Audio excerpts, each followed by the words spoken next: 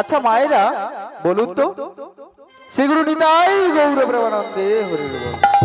আচ্ছা মায়েরা বলুন, ভক্ত চালাক না ভগবান চালাক? বলুন, ভগবান চালাক তো? আজকে ভক্ত কেমন চালাক সেটা পরীক্ষাটা দেখে নিন। কি বলেছে? বলেছে তোমার মাথায় বজ্রপাত করবে। আজকে আজকে সদানন্দ কি করেছে? সকাল বেলায় পুকুরে ডুব মেরে ভগবানকে চন্দন তুলসী লেপন করে কি করেছে জানো? বড় করে মাথায় একটা পাগড়ি বেঁধেছে। সেই পাগড়ি বেঁধে, বড় করে পাগড়ি বেঁধে সেই পাগড়ির মধ্যে ভগবানকে রেখেছে।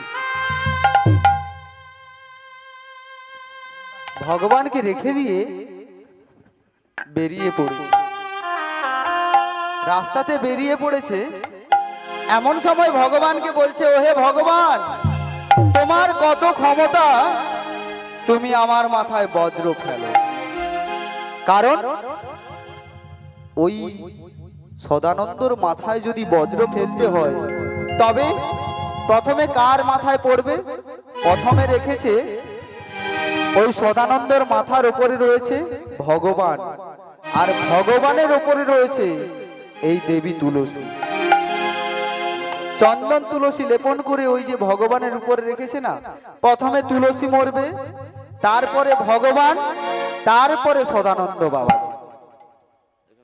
ভগবান এখানেই ভক্তের কাছে হেরে গেল, ভক্ত এখানে জিতে গেল। আর এদিকে যেই না ভক্ত জিতে গিয়েছে,